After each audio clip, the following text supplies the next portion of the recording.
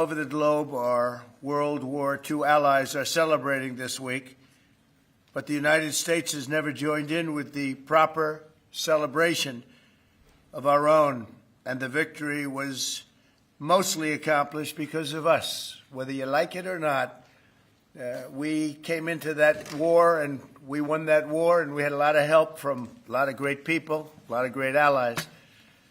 But I think there would be nobody that would say that we were not the dominant force in that war, and we don't celebrate it.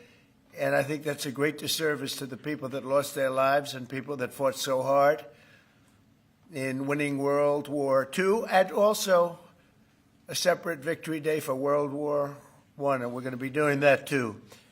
It was American tanks and ships and trucks and airplanes and service members that vanquished the enemy 80 years ago this week. Without America, the liberation would never have happened. And so we have to pay tribute and homage to those people that gave us victory. And we did something else that people don't talk about. We rebuilt the world. All of these countries that were destroyed, we helped them rebuild. And that's something that, for the most part, others did not do. So with this proclamation, we are hereby honoring the incredible sacrifice and heroism of millions of Americans who served in World War II, along with the unprecedented mobilization, home front that helped deliver this great triumph. All Americans should take pride in what these incredible patriots have achieved. So I just want to say happy Victory Day to all. So we are celebrating every year now.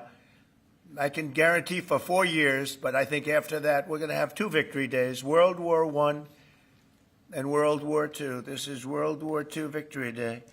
In the future, we're going to have a major celebration of each day. We're not going to have days off because we don't have enough days in the year. We have too many celebrations already. But we're going to have Victory Day and for World War I, World War II. And without us, those wars would not have been won. I think we can say that, would not have been won. And I think it's time that the United States starts taking credit for their achievements. And I really believe it's a shame. You know, I was watching for the last week, and I noticed France, I noticed other countries all getting ready for Victory Day. And I said, that's sort of strange, because David just added something. He said, we also rebuilt the world. And I didn't have that, and I should have that. That was a big factor. But I noticed all of the countries, Russia, having a big day tomorrow. And by the way, they lost millions of people. And they were absolutely a major factor. But there was no major factor like us. We won the war, and we won it with the help of others. But everybody was celebrating but the United States of America. And I said, you know, I think it's time that we start celebrating victory. And that's what we're doing. So now for the reason that we're here, but I asked David, would it be appropriate if I did that? He said, absolutely. That's a big thing that we're doing on your swearing in. Very big thing. But now for the real reason, and a reason that I'm very proud of because he's been my friend for a long time. We're swearing in our next ambassador to the People's Republic of China. What timing, David? What timing? Only you could have picked this timing. It's your fault. I picked him a long time ago, but it just happened to come due on a pretty important date. But our friend David Perdue, Senator David Perdue, joining David this afternoon are his incredible wife Bonnie, who's been at his side for a long time, their sons David and Blake, their daughter-in-law Danielle and daughter-in-law Charlotte, and their grandsons David, Hudson, and Jack. That's a beautiful family. Congratulations. I didn't think you had it in you, David. That's really something. That's pretty amazing. Look at that. Our new ambassador brings to this position a lifetime of experience at the highest levels of business and politics, and he is at the highest level. Over 4 decades in business, he rose to lead several major American corporations, including as the president and CEO of the footwear giant Reebok, where he did very well. He did a great job. And later CEO of Dollar General. Likewise, he did a great job. David also lived and worked in Singapore and Hong Kong for several years, developing a wealth of experience negotiating and doing tremendous business deals for lots of different leaders that he worked with. Following his tremendous business success as an executive, David stepped forward to serve American government, and as we all know, in 2014 he was elected United States Senate in Georgia, and he was very popular, very respected from day one. He served on the Senate Foreign Relations Committee and was a tremendous partner to our administration during my first term. I dealt with him a lot, and he solved a lot of problems. Now I'm entrusting David to help manage one of America's most complex and consequential foreign relationships, and I know he'll do a fantastic job. As our lead diplomat in Beijing, David will work to promote American interests and stability in the Indo-Pacific, help stop the flood of Chinese fentanyl across our borders, which we have to do. We lost, I believe, 300,000 people last year. Seek fairness and reciprocity for the American worker, ensure the safety of our citizens overseas, and promote peace in the region and in the world. And I'm confident that he will do an exceptional job. He's an exceptional man, and make our country very proud and make our country very safe, too. So, David, I want to congratulate you. This is as big as it gets, and the timing is unbelievable, but it's time that we have somebody like this. This is a very, very extraordinary man, and you're going to do a fantastic job. And say hello to President Xi when you're over there, please, okay? Thank you very much. Marco, would you do the service? Thank you.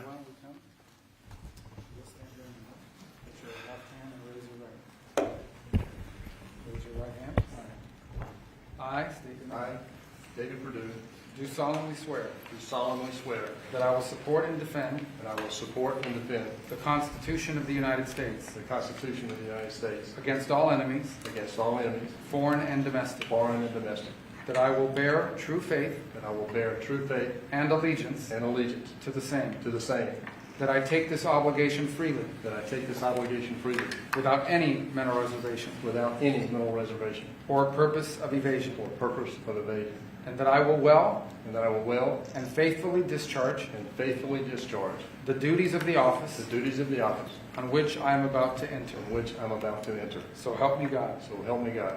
Congratulations. Thank you.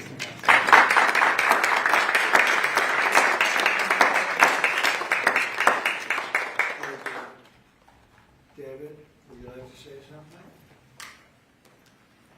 Mr. President, I'm humbled to be in this office today. I love what you've done with this office. I like the Declaration of Independence. I want the world to know that I know this man personally. He loves this country, and I am glad to be your man in China. Thank you. Thank you, David.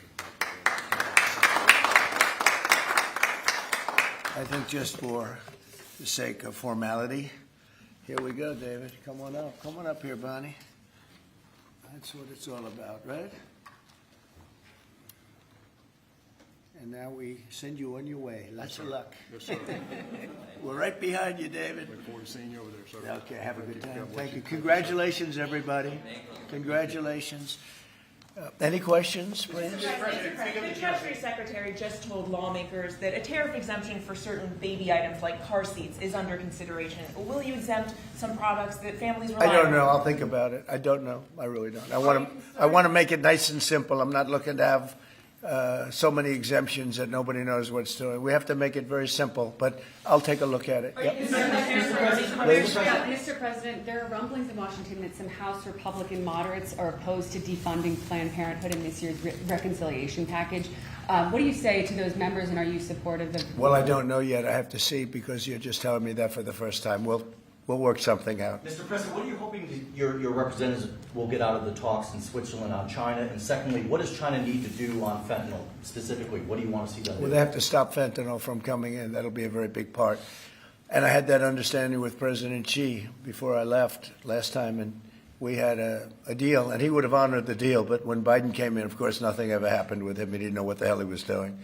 But that would have saved a lot of lives. That election cost us a lot of lives and a lot of heartache. The fact that We went through 4 years of misery, and you look at what's coming through the border and the job of getting murderers out of our country. So many bad things happened. The wars. You wouldn't have October 7th. You wouldn't have Russia fighting with Ukraine. You wouldn't have had that disaster in Afghanistan. You wouldn't have had inflation. All these things would have not taken place. So sad to see what happened. Any other questions? Are your administration sending migrants to Libya? I don't know. You'll have to ask Homeland Security, please. Would you support sending migrants? Would you Vice support President sending Vance migrants said to Libya? Russia was asking for too much to end the war. Given that, do you still have confidence that... When did he say that? Earlier this morning. Well, it's possible that's right. He may know some things that, because I've been dealing with this and some other things, but we are getting to a point where some decisions are going to have to be made. I'm not happy about it.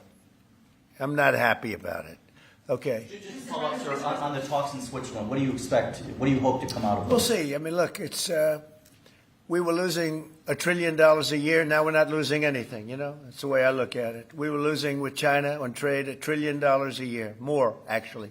1.1. But let's say $1 trillion. You know what we're losing now? Nothing. That's not bad. Are you President, are you planning a new ceasefire and hostage deal proposal for Israel and Hamas before you head over to the region next week? Where? In Gaza. In Gaza. Well, we're going to see what's happening. There's a lot of talk going on about Gaza right now. You know that, right? So you'll be knowing probably in the next 24 hours. Are you taking diplomatic actions between the war in India and Pakistan? What's your position? Oh, it's so terrible. My position is I get along with both. I know both very well, and I want to see them work it out. I want to see them stop. And hopefully they can stop now. They've gone tit for tat, so hopefully they can stop now. But I know both. We get along with both countries very well, good relationships with both, and I want to see it stop. And if I can do anything to help, I will be there. By the way, unrelated, but I guess it's all related when you look at the world nowadays. Rwanda and the Congo, we've made a lot of progress in getting that disaster stopped. We've had a very talented person over there, and we've made a lot of progress with Rwanda and Congo fighting a very violent war, by the way. China says in order to have substantive negotiations, you have to bring down your 145% tariffs. Are you open to pulling back your tariffs in order to get China to the negotiating table? No. Mr. President, Senator Tillis has come out against Ed Martin as U.S. Attorney. Do you have any response to that? Well, it's disappointing because, I know Eddie's very talented. Crime is down in Washington, D.C. Street crime, violent crime by 25%.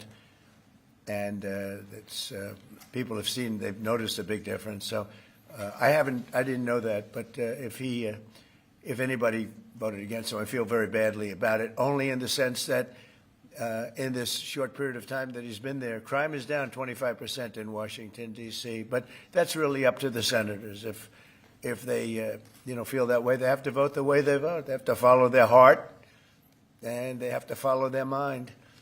When you start referring to the Persian Gulf as the Arabian Gulf, are you going to make that announcement on your They're going to ask me about that when I get there, and I'll have to make a decision. So you haven't made a decision I yet? don't want to hurt anybody's feelings. I don't know if feelings are going to be hurt. Why have a case right over here? It's called Gulf of America. And I guess a lot of people get ideas from us. But the Gulf of America was something I thought should have been named a long time ago. I'm going to be given a briefing on that. It was just done.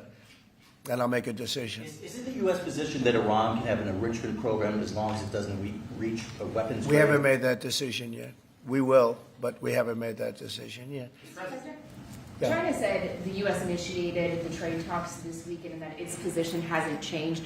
Are you still confident you can reach a deal with China? They said we initiated? Well, I think they ought to go back and study their files. Okay? I do think that. Go ahead. What would you?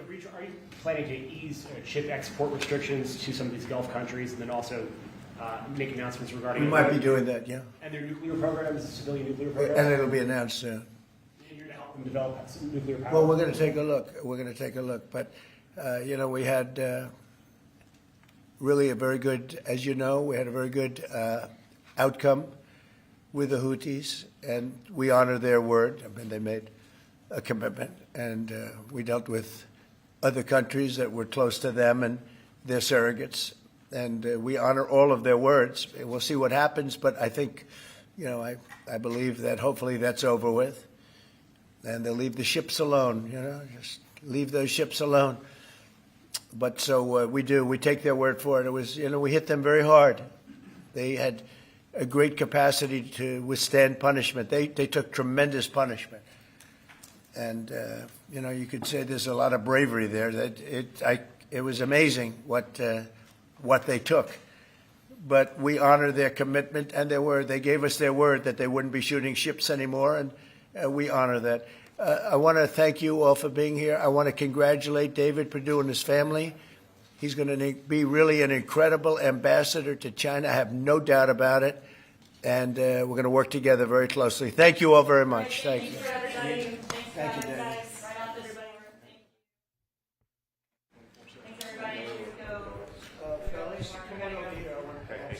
Thanks, guys. Thank you, guys. Just take this. And then...